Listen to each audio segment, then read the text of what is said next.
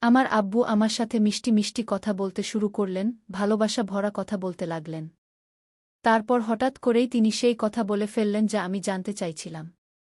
সেই কথা শুনে আমার পায়ের নিচ থেকে মাটি সরে গেল। তিনি বলতে লাগলেন যে আমার আম্মি, অর্থাৎ তার স্ত্রী, তাকে সেই সুখ দিচ্ছেন না যা প্রত্যেক পুরুষ খোঁজে। আব্বুর কথা শুনে আমার তার উপর খুব দয়া হল। আমি তাকে ভালোবাসায় জড়িয়ে ধরে বললাম, আব্বু, আপনি চিন্তা করবেন না, আমি তো আছি আপনার সেবা করার জন্য। কিন্তু তিনি যেন অন্য কোনো জগতেই ছিলেন।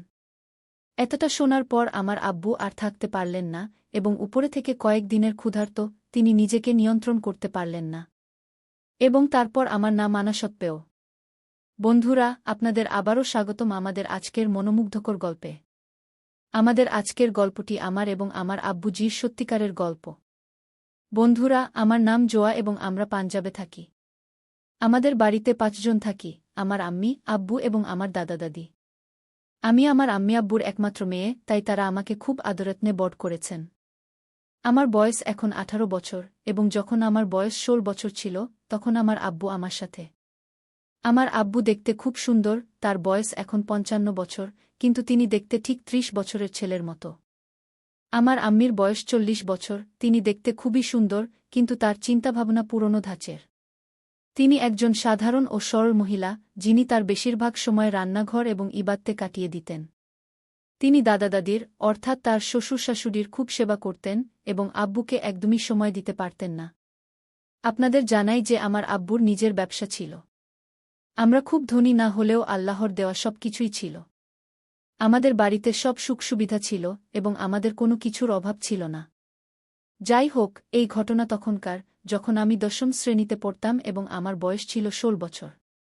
কিন্তু আমি দেখতে ঠিক ২০ বছরের মতো লাগতাম, কারণ আমার শরীর ভর্তি ছিল এবং আমার গাল ফোলা ফোলা ছিল। আমি খুব গোরা এবং দেখতে খুব সুন্দর ছিলাম। সবাই আমাকে বন্ধু বানাতে চাইত, কিন্তু আমি কারো সাথে কথা বলতাম না। এক রাতের কথা, যখন আমরা সবাই খাবার খেয়ে নিজ নিজ রুমে ঘুমাতে গেলাম। আমিও আমার রুমে ঘুমাতে গেলাম, কিন্তু আমার ঘুম আসছিল না, তাই আমি বিছানায় শুয়ে ঘুমানোর চেষ্টা করছিলাম। হঠাৎ আমার মনে হলো আম্মি আব্বুর রুম থেকে কিছু শব্দ আসছে। সম্ভবত তারা নিজেদের মধ্যে সেই লড়াই করছিলেন। আমার রুমও আম্মি আব্বুর রুমের সাথে যুক্ত ছিল, তাই আমি শব্দ পাচ্ছিলাম। আমি প্রথমবার আমার আম্মি আব্বুকে এভাবে লড়াই করতে শুনছিলাম, তাই আমার মনে অদ্ভুত এক অনুভূতি হচ্ছিল যে তারা এত রাতে কেন লড়াই করছে। এই কথা জানার জন্য আমার কৌতূহল বাড়তে লাগল। আমি এই কথা জানতে চাইছিলাম, তাই আমি দেরি না করে আমার বিছানা থেকে উঠে দরজার কাছে গিয়ে তাদের দেখার চেষ্টা করলাম। দরজা বন্ধ থাকার কারণে আমি কিছু দেখতে পাচ্ছিলাম না। তখন আমার নজর পড়ল আমাদের বাড়ির সেই জানালার দিকে, যা আম্মি আব্বুর রুমের সাথে যুক্ত ছিল। আমার আম্মি আব্বু কখনো এটি খুলতেন না, কিন্তু সেই জানালাটি খুব পুরনো ছিল, যার কারণে এতে ফাটল ধরে গিয়েছিল, যেখান থেকে আমরা বাইরের দৃশ্য দেখতে পারতাম। তারপর কি, আমি আমার রুমের লাইট বন্ধ করে দিলাম এবং জানালার কাছে গিয়ে তা থেকে উঁকি দিয়ে দেখতে লাগলাম। ভেতরের দৃশ্য দেখে আমার হুঁশ উড়ে গেল। আমার আব্বু জান আমার আম্মিকে কিছু করতে বলছিলেন, কিন্তু তিনি বারবার না করছিলেন। সম্ভবত আমার আম্মির মেজাজ ভালো ছিল না। আমি বুঝে গিয়েছিলাম যে তিনি আসলে তাকে কি বলতে চাইছেন, কিন্তু আমার আম্মি বারবার তাকে না করছিলেন। সম্ভবত মাম্মি খুব ক্লান্ত লাগছিলেন। তখন আমার আব্বু আম্মির উপর রাগ করে পাশ ফিরে ঘুমিয়ে পড়লেন এবং আমার মাম্মিও ঘুমিয়ে পড়লেন। বন্ধুরা, সেই দৃশ্য দেখে আমার খুব অদ্ভুত লাগছিল। আমার বুক খুব জোরে ধড়ফড় করছিল। ভেতরে ভেতরে সম্ভবত আমিও মেজাজে চলে গিয়েছিলাম।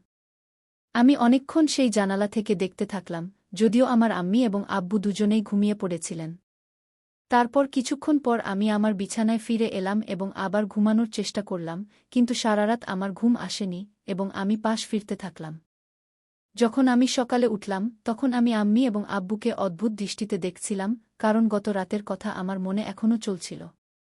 তাদের ভালোবাসা ভরা শারীরিক আচরণের কারণে আমি সারারাত ঘুমাতে পারিনি। আমার আম্মি আমাকে এভাবে তাকিয়ে থাকতে দেখে আমাকে জিজ্ঞেস করলেন, কি হয়েছে জোয়া, কিছু হয়েছে? আমি বললাম, না আম্মিকে, আজ আমার শরীর ভাল লাগছে না, তাই আমি আজ স্কুলে যেতে পারব না। তারা বলল, কোনো সমস্যা নেই, আজ তুমি বিশ্রাম করো, কাল থেকে স্কুলে যেও। আমরা সবাই নাস্তা করলাম, তারপর আব্বু নাস্তা করে টিফিন নিয়ে অফিসে চলে গেলেন। আমার দাদা দাদি দুপুরে খাবার খেতেন। আমার আম্মি আমার নাস্তা বের করে বললেন, নাও, খেয়ে তুমিও বিশ্রাম করো। আমি খাবার খেয়ে আমার রুমে গিয়ে বিশ্রাম করতে লাগলাম। আমার আম্মি দাদা-দাদির কাছে গিয়ে তাদের সেবা করতে লাগলেন, তারপর তাদের নাস্তা করিয়ে নিজে নাস্তা করে নিজের রুমে ঘুমাতে চলে গেলেন। তারপর আমি আমার রুমের জানালা দিয়ে, যা আম্মির রুমের সাথে যুক্ত, তাতে উকি দিয়ে দেখলাম, আম্মি তার রুমে ঘুমাচ্ছেন। কিন্তু আমার মনে কাল রাতের কথা এখনও চলছিল, আর আমি রাত হওয়ার অপেক্ষা করছিলাম। যখন সন্ধ্যা হল, আব্বু বাসায় ফিরলেন, আবার সেই কথাগুলো আমার মনে চলতে লাগল। তারপর আমরা সবাই খাবার খেলাম, খেয়ে নিজ নিজ রুমে ঘুমাতে চলে গেলাম। আব্বু আমাকে খাওয়ার সময় জিজ্ঞেস করলেন, জোয়া, তোমার শরীর ঠিক তো? আমি বললাম, হ্যাঁ আব্বু, একদম ঠিক আছে। তখন হঠাৎ আমার মুখ দিয়ে সেই রাতের কথা বেরিয়ে গেল। আমি বললাম, আপনারা দুজন রাতে কেন ঝগড়া করছিলেন? আব্বু অবাক হয়ে বললেন, কখন, কোথায়, কাদের সাথে? তারপর আম্মি আব্বুর মুখের দিকে তাকালেন, আর আব্বু অবাক ছিলেন যে আমি এটা কিভাবে জানলাম। আমিও এই কথা শুনে ঘাবড়ে গিয়েছিলাম যে আমার মুখ দিয়ে এটা কি বেরিয়ে গেল। কিন্তু আমি বুদ্ধি খাটিয়ে কথা সেখানেই ঘুরিয়ে দিলাম আর বললাম, আমার রুমে রাতে শব্দ হচ্ছিল, মনে হচ্ছিল যেন আপনারা দুজন ঝগড়া করছেন। তখন আব্বু বললেন, ওহ না, সেটা তেমন কিছু নয়। আমি বললাম, ঠিক আছে। তারপর আমি আমার রুমে ঘুমাতে চলে গেলাম, আর আম্মি আব্বুও তাদের রুমে ঘুমাতে চলে গেলেন। তখন আব্বু আম্মিকে বলতে লাগলেন, তাই তো আমি বলি, কম চিৎকার করো, তোমার কিছুই বোঝার নেই। বাসায় আমাদের মেয়েও থাকে, সে এখন বড় হয়ে গেছে, আমাদের সতর্ক থাকা উচিত আর তারও খেয়াল রাখা উচিত। আম্মি বললেন, হ্যাঁ, আপনি ঠিক বলছেন। আম্মি কালকের জন্য বলতে লাগলেন, তারপর আব্বু আবার কালকের কথা নিয়ে জিদ করতে লাগলেন। আম্মি আবার সেই একই নাটক শুরু করে দিলেন আর মানা করতে লাগলেন।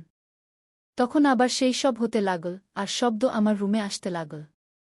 এখন আমার রাতে ঘুম আসছিল না, তাই আমি ভাবলাম, আজ আমি এই জানালা দিয়ে দেখব, আমার আব্বু কি নিয়ে আম্মির সাথে ঝগড়া করেন। যখন শব্দ আসা শুরু হল, আমি জানালা দিয়ে উকি দিয়ে দেখতে লাগলাম। তখন জানতে পারলাম, আজ আবার আব্বু সেই একই জিনিসের জন্য জিদ করছেন, আর আমার আম্মি তাকে মানা করেছেন। কিন্তু আজ আব্বু খুব রেগে গিয়েছিলেন। পরের সকালে আব্বু আমাকে বললেন, চলো, আজ আমি তোমাকে স্কুলে রেখে আসি। যখন তিনি আমাকে স্কুলে রেখে আসতে এলেন, তখন তিনি আমাকে অদ্ভুতভাবে দেখছিলেন। আমি বুঝতে পারছিলাম না, তিনি আমাকে কেন এমনভাবে দেখছেন। আমি আব্বুকে জিজ্ঞেস করলাম, কি হয়েছে আব্বু, আজ আপনি আমাকে এমনভাবে দেখছেন, কিছু বলতে চান? আব্বু বললেন, না কিছু না, এমনি আমি একটু চিন্তিত আছি। আমি বললাম, বলুন না আব্বু, কি হয়েছে, আপনি কি নিয়ে এত চিন্তিত? তখন আব্বু বললেন, চলো, প্রথমে আমি তোমাকে ভালো মিষ্টি খাওয়াই। তিনি আমাকে মিষ্টির দোকানে নিয়ে গেলেন আর সেখানে আমাকে ভালো ভালো মিষ্টি খাওয়ালেন, আমি খেলাম। তারপর তিনি বললেন, চলো, এখন আমি তোমাকে একটি ড্রেসও কিনে দিই। আমি বুঝতে পারছিলাম না, আব্বু কেন এমন বলছেন। কিন্তু যখন আমি এই সত্যিটা জানতে পারলাম, আমার হুঁশ উড়ে গেল। কিন্তু আমি খুব খুশি ছিলাম, কারণ আব্বু আমাকে নতুন জামা দিয়েছিলেন, মিষ্টিও খাওয়ালেন। আমি বললাম, আব্বু বলুন, আপনি কিছু চিন্তিত ছিলেন। আব্বু বললেন, হ্যাঁ জোয়া, আমি ব্যবসা করি, তাতে আমার কারো সাহায্য দরকার হয়। আমি তোমার আম্মিকে প্রতিদিন রাতে বলি, আমার এই কাজে সাহায্য করো, কিন্তু সে একদমই আমার সাহায্য করে না, দিনরাত তোমার দাদা-দাদির সেবায় কাটিয়ে দেয়। আমার জন্য তার সময় নেই। এখন তুমিই বলো, আমি কি করব? যাই হোক, আমার ব্যবসায় লোকসান হচ্ছে। তখন আমি বললাম, আব্বু বলুন, যদি আমি আপনার কোনো সাহায্য করতে পারি। তিনি বললেন, জোয়া, তাই তো বলছি। আমার আব্বু যে ব্যবসা করতেন, তাতে সস্তার জিনিস একপাশে আর দামি জিনিস একপাশে রাখতে হতো। শুধু এতটুকু সাহায্য চাই। আমি বললাম, হ্যাঁ আব্বু, আমি আপনার সাহায্য করবই। তারপর আব্বু বললেন, তুমি রাতে আমার রুমে চলে আসবে। আমি বললাম, ঠিক আছে। রাতে যখন আমি তার রুমে গেলাম, আম্মি ঘুমিয়ে পড়েছিলেন, কিন্তু আব্বু আমার অপেক্ষা করছিলেন। আব্বু অল্প একটু মদ খেয়েছিলেন, তিনি আমার সাথে মিষ্টি মিষ্টি প্রেমময় কথা বলতে শুরু করলেন, প্রেমের কথা বলতে লাগলেন। তারপর হঠাৎ তিনি সেই বিষয় নিয়ে আলোচনা শুরু করলেন যে বিষয়টি আমি জানার জন্য জানালা দিয়ে দেখতে চাইছিলাম। সেই কথা শুনে আমার পায়ের নিচ থেকে মাটি সরে গেল, যে আমার আম্মি অর্থাৎ তার স্ত্রী তাকে সেই সুখ দিচ্ছেন না যা প্রত্যেক পুরুষ খোঁজে। আব্বু এই কথা আমাকে নম্র চোখে বললেন। আব্বুর কথা শুনে আমার তার উপর খুব দয়া হল। তারপর আমি তাকে খুব স্নেহে জড়িয়ে ধরলাম। কিন্তু তিনি হালকা নেশা ছিলেন এবং উপরন্তু অনেক দিন ধরে তিনি সেই সব পাচ্ছিলেন না, তাই একদম তৃষ্ণার্ত ছিলেন। তিনি নিজেকে নিয়ন্ত্রণ করতে পারলেন না এবং আমিও তাকে থামাতে চাইলাম।